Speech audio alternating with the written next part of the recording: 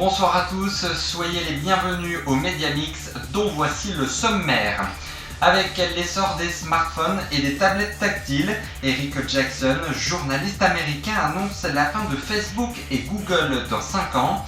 Dans quelques instants, Julien Gallen nous dira si c'est possible dans notre reportage. Tout comme aux États-Unis, les télévisions françaises préparent elles aussi la rentrée de septembre prochain. Tout à l'heure, avec Gaëtan, nous verrons que certaines ont déjà annoncé la suppression de quelques émissions. Et puis enfin, il ne faudra pas oublier le chiffre de la semaine, la revue de presse des hebdo-télé et notre rubrique des hebdo-télé. Nous sommes le dimanche 20 mai 2012, vous regardez le 199e numéro.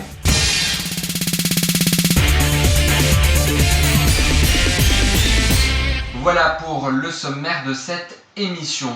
Mais tout d'abord, parlons de Facebook et Google qui pourraient disparaître dans 5 ans, comme l'annonce Eric Jackson, spécialiste high-tech du magazine américain Forbes.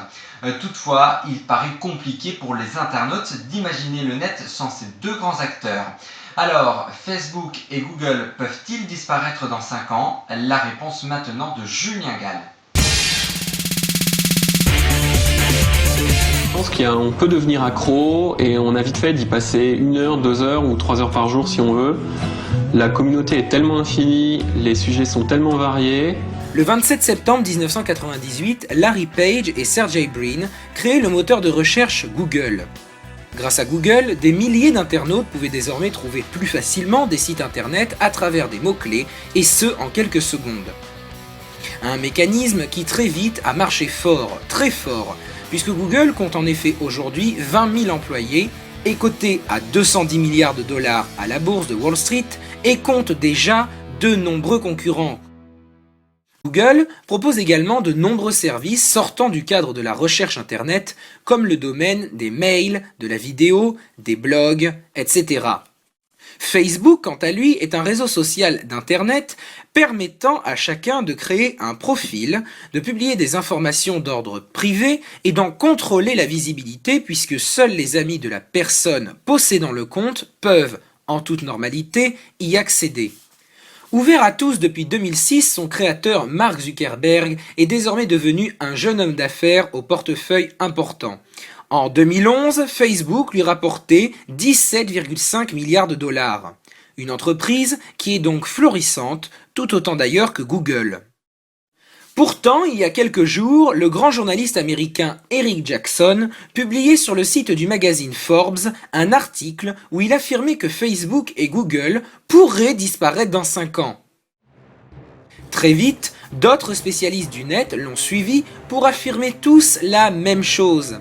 À l'image du site MySpace, ce réseau social fondé en 2003 et aujourd'hui totalement oublié, Facebook et Google vont eux aussi perdre de la vitesse et être détrônés par des concepts plus novateurs.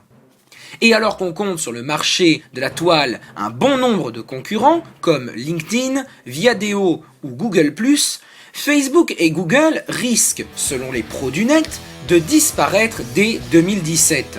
Alors, est-ce possible?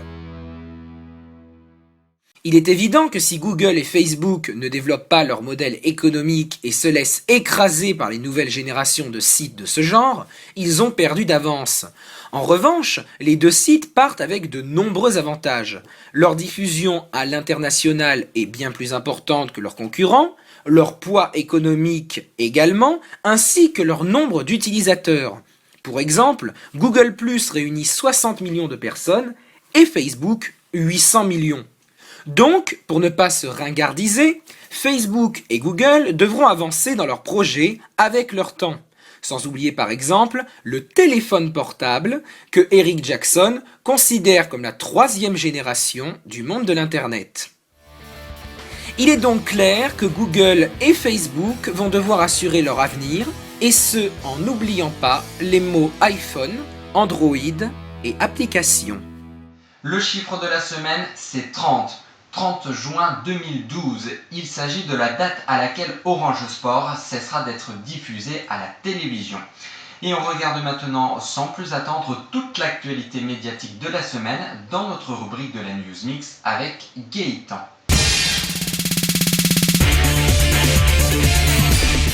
La lettre de la semaine, c'est A comme Aurélie Filippetti.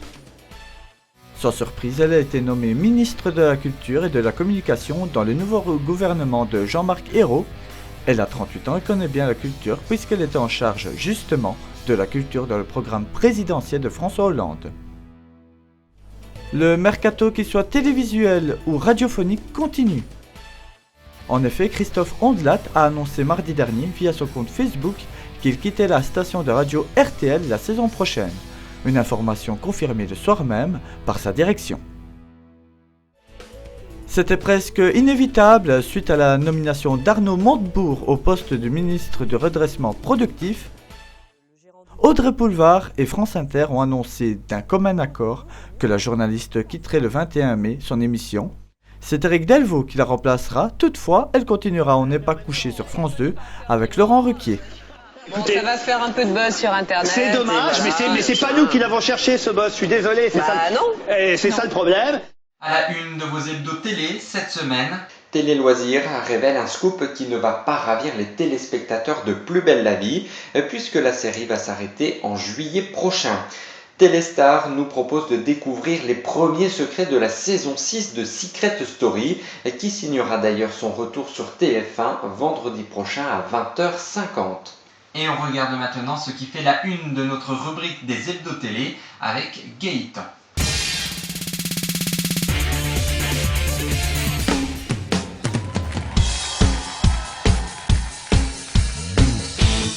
France 2 songerait à mettre fin au jeu de Nagui, n'oubliez pas les paroles la saison prochaine.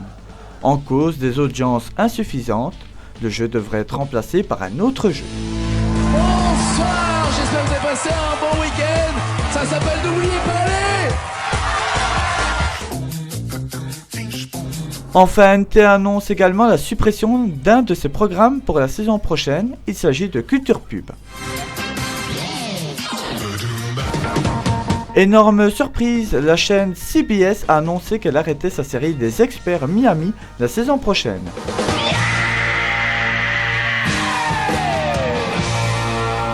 Les téléspectateurs français pourront cependant profiter encore, car nous avons 2 saisons de retard par rapport aux Américains.